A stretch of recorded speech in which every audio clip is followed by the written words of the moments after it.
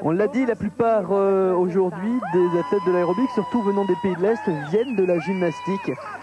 Bel exemple avec Kaloyan Georgiev, il est bulgare et surtout en 1990, il avait remporté la médaille d'argent des championnats d'Europe de gymnastique. Kaloyan Georgiev, donc là aussi on s'attend à une excellente technique, à voir comment il a appréhendé le côté artistique de l'aérobic.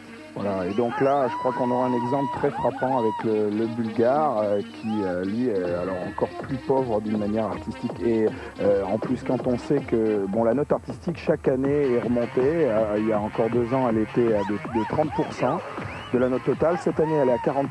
Et l'année prochaine, on parle de remonter à 50%.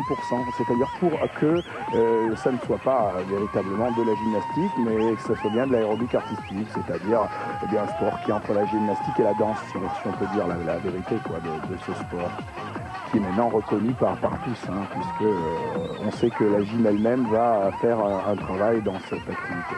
Le travail prochain d'ailleurs, on en verra rapidement les effets en France, puisqu'au mois de décembre prochain, les championnats du monde organisés par la Fédération internationale de gym auront lieu, et ce sera à Paris. Tout à fait, au mois de décembre. Et donc ce qui fait, c'est qu'on se retrouvera un petit peu comme avec le volleyball, c'est-à-dire avoir une compétition, le volleyball, et puis une compétition qui sera comme le beach volley, c'est-à-dire un petit peu différente. Mais vous voyez, techniquement, il est bien, mais alors vraiment artistiquement, c'est très pauvre comme chorégraphie. Et vous voyez, par contre, tous les passages techniques, c'est très propre. Pas de problème.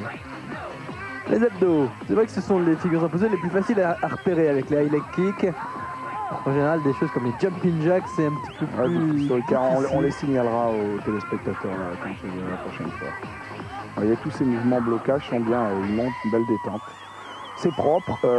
Bon, je peux vous dire qu'il ne devait pas être en finale, puisque le Finlandais que l'on connaît, Sami Nicola, qui était en 5e l'année dernière, a fait une faute sur une figure imposée et il valait la 4e place cette année.